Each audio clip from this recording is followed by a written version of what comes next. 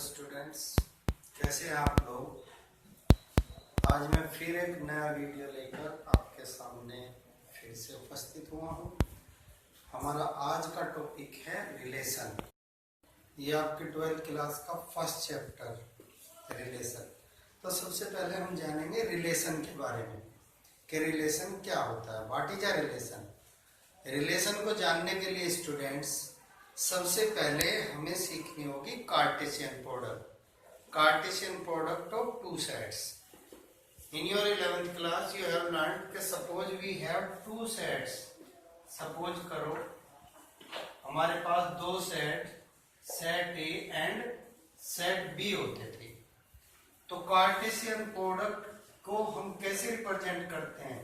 दो सेट की Cartesian product को हम रिप्रेजेंट करते हैं ए क्रॉस बी और बी क्रॉस ए, यानी कि सेट ए से सेट बी में कार्टेशियन प्रोडक्ट और सेट बी से सेट ए में कार्टेशियन प्रोडक्ट। और कार्टेशियन प्रोडक्ट जब हम करते हैं तो कार्टेशियन प्रोडक्ट में होता क्या है? कार्टेशियन प्रोडक्ट में होता है कि पहले सेट के एलिमेंट्स दूसरे सेट के एलिमेंट्स के साथ रिलेट होते हैं और रिलेट होकर के वो रिजल्ट के रूप में ऑर्डर्ड पेयर बनाते हैं। क्या बनाते हैं? Ordered pair. अंडरस्टैंड? तो सेट ए से सेट बी में या सेट बी से सेट ए में, ये कहलाती है Cartesian product. Suppose A is the element of set A and B is the element of set B, यानी सेट ए के एलिमेंट्स को हमने ए से रिप्रेजेंट किया है और सेट बी के एलिमेंट को हमने बी से रिप्रेजेंट किया है। तो ए क्रॉस बी शो करने के लिए A cross B will be the set of all the ordered pairs A B, where A belongs to set A and B belongs to set B, यानी कि set ए और set B के elements को आपस में रिलेट करने के बाद में जितने ऑर्डर्ड पेयर बनेंगे उनके सेट को हम क्या कहेंगे? ए क्रॉस बी कहेंगे। क्या कहेंगे? ए क्रॉस बी। तो स्टूडेंट एक बात यहां ध्यान देने वाली है कि अगर ऑर्डर्ड पेयर बन जाते हैं तो इसका मतलब उनके बीच में कुछ ना कुछ रिलेशन है, कुछ ना कुछ संबंध है, क्योंकि दो नंबर तभी जुड़ेंगी जब उनके बीच में कोई रिलेशन रूल होगा। और उस रिलेशन रूल के तहत जुड़ने के बाद में वो क्या बनाती है? ऑर्डर्ड पेयर बनाती है। क्या बनाती है? Ordered pair. तो in this regard each ordered pair, यानी हर ordered pair, every ordered pair is called a relation. हर ऑर्डर्ड पेयर क्या कहलाता है? रिलेशन कहलाता है। तो रिलेशन हुआ क्या? सिंपल रिलेशन की बात कर रहा हूं। रिलेशन है दो एलिमेंट्स के बीच में। एक एलिमेंट होता है डोमेन सेट से और दूसरा एलिमेंट होता है कोडोमेन सेट से, यानी कि प्री इमेज और उसी प्री इमेज के इमेज के बीच में जो रिलेशन होता है उसको हम किस फॉर्म में लिखते हैं? ऑर्डर्ड पेयर के फॉर्म में। और हर ऑर्डर्ड पेयर क्या कहलाता है? रिलेशन कहलाता है। जैसे मैं यहां पर एक एग्जांपल लेता हूं। Suppose A is the set of elements 1 2 3 and B is the set of elements 2 3 4, right? Suppose we find A cross B and we write कि 1 को 2 से रिलेट करते हैं, 2 को 3 से रिलेट करते हैं, 3 को 4 से रिलेट करते हैं। Now in A cross B we have 3 ordered pairs. Understand? When we have made the ordered pairs, ये बात ध्यान देने वाली है कि अगर ऑर्डर्ड पेयर बन जाते हैं तो किसी न किसी रिलेशन के तहत वो एक दूसरे से जुड़ते हैं। तो यहाँ पर हर ऑर्डर्ड पेयर क्या कहलाता है? रिलेशन कहलाता है।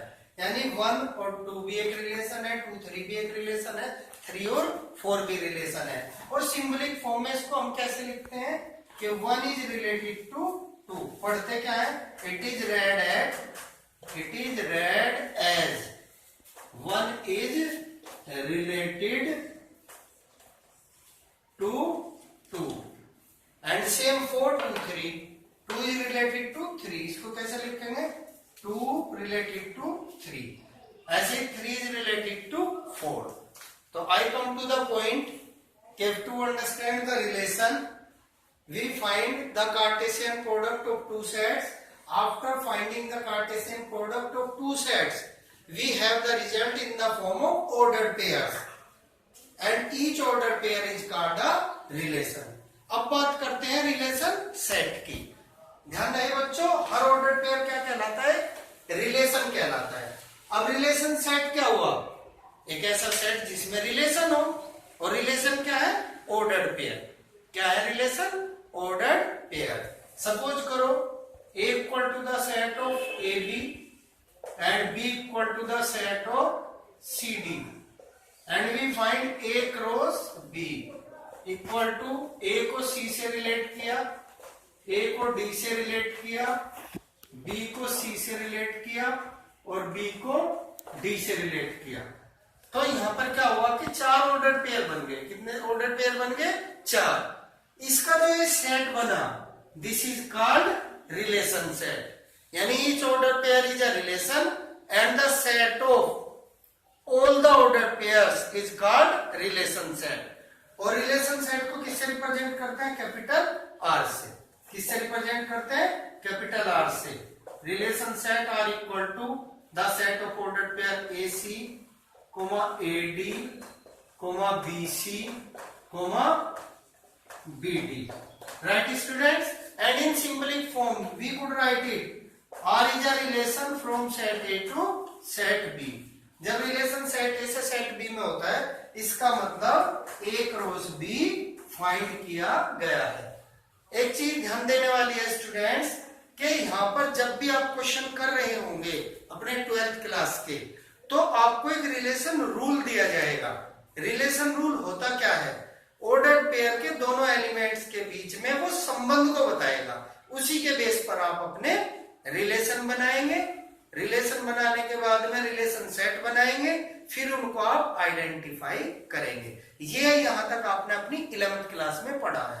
अब क्वेश्चन आता है कि भाई आपका डोमेन क्या होता है, कोडोमेन क्या होता है। जैसे कोई रिलेशन सेट है ए से बी में, तो ए तो हुआ डोमेन सेट। क्या हुआ? Domain set. यहां बहुत ध्यान देने वाली बात है स्टूडेंट्स, इसको जरा ध्यान से समझना। बी हुआ codomain set. What? Codomain set. Right? यानी पहला सेट हमेशा डोमेन सेट और दूसरा सेट हमेशा कोडोमेन सेट। लेकिन अब बात आई, क्योंकि हम बात कर रहे हैं रिलेशन सेट की, तो रिलेशन का डोमेन क्या हुआ? Domain of R. इसको ऐसे लिखेंगे, क्या लिखेंगे? Domain of R. This is the set of all first elements, set of all first elements of ordered pairs. यानी जितने ऑर्डर्ड पेयर्स बनेंगे उनके फर्स्ट एलिमेंट्स का जो सेट होता है वो डोमेन होता है रिलेशन का। ऐसी जो रेंज होती है, क्या होती है? Range of R equal to the set of all the second elements, set of all the second elements of R. यानी कि आर के जितने भी सेकंड एलिमेंट्स होंगे उनका जो सेट बनेगा वो उसका रेंज कहलाएगा। तो इन दिस रिगार्ड स्टूडेंट्स, जरूरी नहीं कि ए के सारे एलिमेंट उससे रिलेटेड हो, बी के किसी न किसी एलिमेंट से। ठीक है ना? तो जो डोमेन ऑफ आर है वो सेट ए का सबसेट होगा या फिर उसके इक्वल सेट होगा। ऐसे ही रेंज ऑफ आर, जो रिलेशन सेट की रेंज होगी, वो या तो सेट बी का सबसेट होगा या उसके इक्वल सेट होगा। तो स्टूडेंट्स, आप लोगों ने अपनी 11th क्लास में इसके बारे में, रिलेशन के बारे में इतना कुछ आई थिंक सीख लिया होगा। अब हम चलते हैं 12th में। 12th में क्या होता है, किस टाइप के रिलेशन आते हैं, तो रिलेशन के बारे में मैं जो 12th का बेस है मैं वो शुरू करने जा रहा हूँ। अब नया टॉपिक है आपका types of relation. Types of relation, relation के प्रकार। ध्यान देना स्टूडेंट्स, जो मैं बताने जा रहा हूँ बहुत इंपॉर्टेंट चीज है और इसी पर क्वेश्चन आता है। बहुत सी बार 6 मार्क्स में भी आता है, 4 मार्क्स में भी आता है। तो तो इसे आप जरा ध्यान से पढ़ें। टाइप्स ऑफ रिलेशन में सबसे पहला आता है reflexive relation. Reflexive relation, reflexive relation क्या होता है? A relation R on a set A. मैंने आ सेट को नाम दे दिया। अगर आप नाम ना देना चाहें तो आप ये भी कह सकते हैं a relation R on a set. मैंने ये बोल दिया is called reflexive. Reflexive if each element of set A is related to itself, यानी कि अगर सेट का हर एलिमेंट अपने आप से रिलेटेड है, यानी वो अपने साथ ही ऑर्डर पेयर बनाता है। अंडरस्टैंड? Right students? और इसको सिंबलिक फॉर्म में कैसे लिखेंगे कि R is R relation on A if for every element A belongs to set A.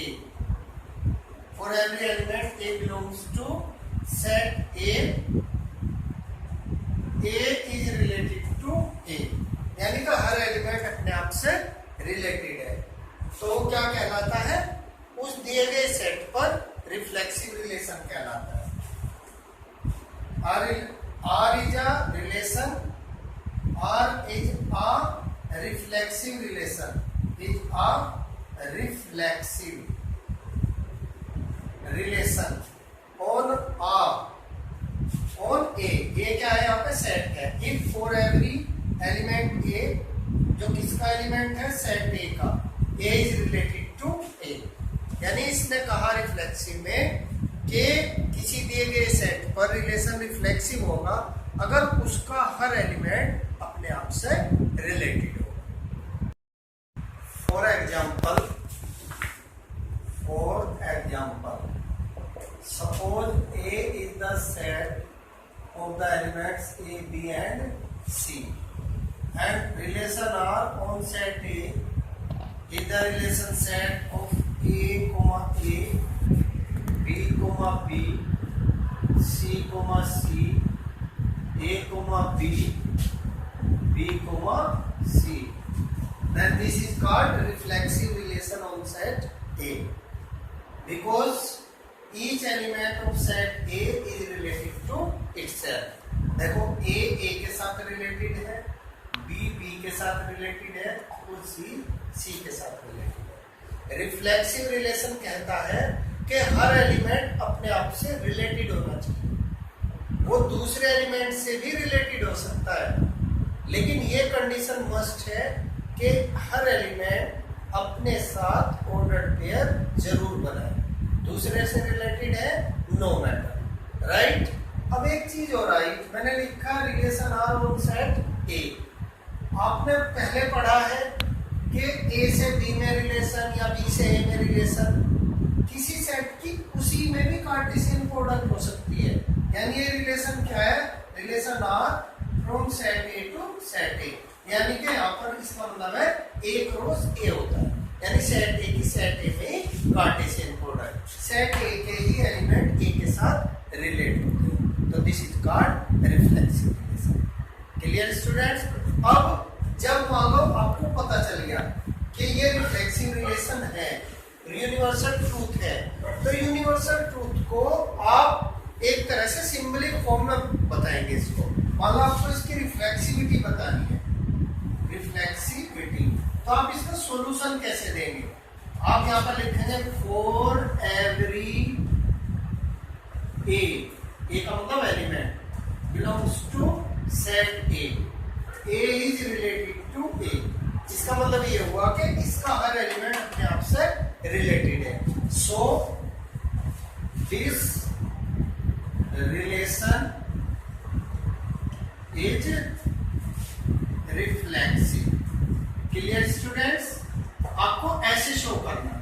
एक चीज हो, मैथ्स हो, फिजिक्स हो, केमिस्ट्री हो, अगर आपको कोई चीज ट्रू शो करनी है तो वो सभी रियल नंबर्स के लिए, रियल ऑब्जेक्ट के लिए आप उसे ट्रू प्रूव करेंगे। लेकिन अगर आपको किसी चीज को फॉल्स साबित करना है, रॉन्ग साबित करना है, तो उसके लिए केवल आपको एक एग्जांपल उठाना है। फॉर एग्जांपल, अगर यहाँ पर सी का कॉलम ना होता, यानी कि सी का ऑर्डर पेयर ना होता, तो आप कह देते no this is not reflexive relation because C is not related to C, तो वहां पे आपका प्रूव हो जाता है। लेकिन इसे रिफ्लेक्सिव दिखाने के लिए आपको हर एलिमेंट को दिखाना पड़ेगा कि अपने आप से related. What it is students?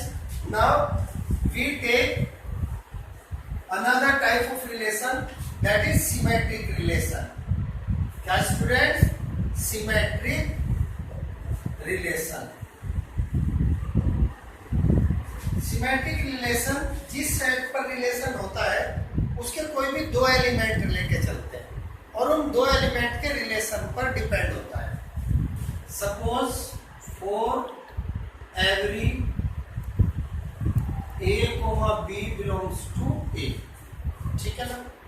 For every a, b belongs to a, if a, b belongs to r, यानी कि a रिलेटेड है b से, एंड दिस इंप्लाइज के b, a belongs to r, it means b related है a से।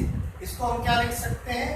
a related है b से और ये इंप्लाई करता है कि b रिलेटेड है a से, तो ये रिलेशन होगा सिमेट्रिक। क्या होगा? ये सिमेट्रिक होगा। सिमेट्रिक रिलेशन के लिए जिस सेट पर रिलेशन को शो किया जाता है उस सेट के कोई भी दो एलिमेंट लेंगे। अगर पहला एलिमेंट दूसरे से रिलेटेड है और दूसरा फर्स्ट से रिलेटेड है तो वो रिलेशन आपका सिमेट्रिक होता है। जैसे फॉर एग्जांपल, सपोज करो A is the set of 1 2 3, यानी कि A में तीन एलिमेंट है 1 2 एंड 3, और इस पर बनाया गया रिलेशन हो गया आपका 1 1 2 2 1 2 2 1 1 3 और जी 3 1। तो लेट्स सी, क्या ये सिमेट्रिक है? देखना जरा, 1 1, अगर इसको 1 रिलेटेड है 1 से, इनके प्लेस चेंज करोगे तो 1 रिलेटेड 1 से होगा ही, यानी ये तो सिमेट्रिसिटी शो करते हैं। जैसे 1 रिलेटेड है 2 से, 2 रिलेटेड हो गया 1 से, 1 रिलेटेड है 3 से, 3 रिलेटेड हो गया 1 से, तो this is symmetric relation. This relation is symmetric relation, क्योंकि A रिलेटेड B से, B रिलेटेड A से। अब स्टूडेंट्स, क्या ये आपका रिफ्लेक्सिव रिलेशन भी है? लेट्स सी, 1 रिलेटेड 1 से हो गया, 2 रिलेटेड 2 से हो गया, but 3 is not related to 3। तो आप इसको कैसे शो करेंगे? क्योंकि आपने केवल एक गलती पकड़ ली, एक गलती पकड़ के उसी से शो कर दे कि सिमेट्रिक रिफ्लेक्सिव रिलेशन नहीं है। तो आप यहाँ पर लिखेंगे since 3 is not related to 3, so this is not a reflexive relation. Reflexive relation, right? ठीक है ना? बट ये सिमेट्रिक है, क्योंकि सिमेट्रिक है, इसके दो एलिमेंट 1 3 से रिलेटेड है, 3 1 से, 1 2 से रिलेटेड है, 2 1 से। This is symmetric but not reflexive, right students? अब हम लेते हैं next type of relation, that is transitive relation. Transitive relation,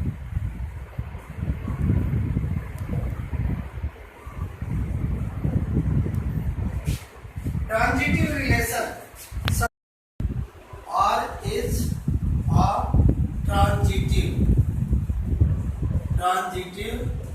relation on a set A if for every A, B, C belongs to A is related to B, and B is related to C, and this implies कि A is related to C. यानी कि transitivity show करने के लिए जिस set पर हम relation दिखाने जा रहे हैं उस सेट के कोई भी 3 एलिमेंट लेंगे और उन 3 एलिमेंट में पहला दूसरे से रिलेटेड है और दूसरा तीसरे से रिलेटेड है, और अगर फर्स्ट इस तीसरे एलिमेंट से रिलेटेड हो जाएगा, यानी इस तरह से if A is related to B and B is related to C and this implies that A is related to C, then this will be transitive relation on set A. Understand students? I repeat again कि transitive relation show करने के लिए हम क्या करेंगे कि हम किसी भी सेट के 3 एलिमेंट लेंगे। कितने एलिमेंट लेंगे? 3 एलिमेंट लेंगे। सपोज करो 3 elements of set A are A, B and C, and condition is given that if A is related to B and B is related to C and this implies that A is related to C, then this will be transitive relation. For example, suppose A equal to the set of 1, 2, 3 और इस पर relation R is the relation set of 1, 1, 2, 2, 3, 3, 1, 2, 2, 3, 1, 3, 1, 3 and 3, 1. Okay, let's see. Is it transitive relation? हम देखते हैं क्या ये transitive relation है।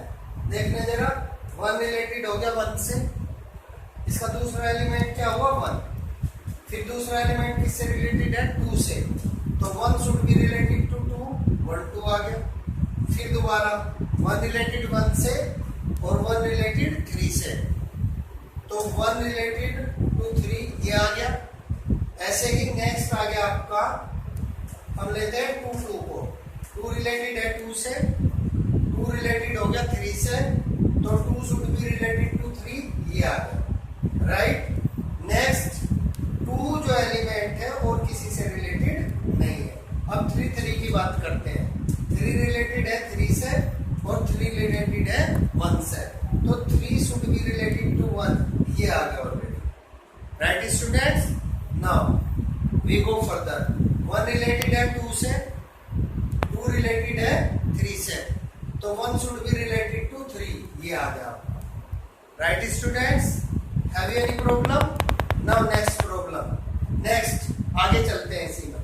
1 related है 3 से और 3 रिलेटेड है 1 से, यानी A की जगह 1 आ गया, B की जगह 3 आ गया, B की जगह 3 आ गया, C की जगह फिर 1 आ गया, तो A C से रिलेटेड होना चाहिए, यानी 1 1 का पेयर बनेगा, वो ऑलरेडी इसमें है। So this is transitive relation. अच्छा स्टूडेंट्स, मैं ये पूछना चाह रहा हूँ, ये ट्रांजिटिव होने के साथ साथ क्या ये सिमेट्रिक भी है? Let's see, we check. 1 related हो गया 3 से, 3 रिलेटेड हो गया 1 से, ये तो सिमेट्रिसिटी बताते हैं। यहाँ पर आ गया 1 रिलेटेड 2 से, but 2 is not related to 1, तो एक ही एग्जांपल से आप बता देंगे।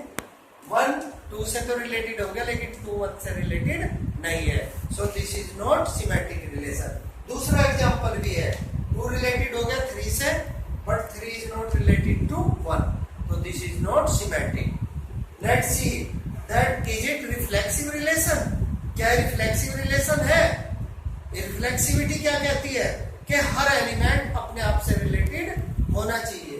1 रिलेटेड है 1 से, 2 रिलेटेड है 2 से, 3 रिलेटेड है 3 से, so this relation is reflexive and transitive but not symmetric. Have you got it students? Now we go further. Equivalence relation, 1 related है 1 से, 2 रिलेटेड है 2 से, 3 रिलेटेड है 3 से, so this relation is reflexive and transitive but not symmetric. Have you got it students? Now we go further. Equivalence relation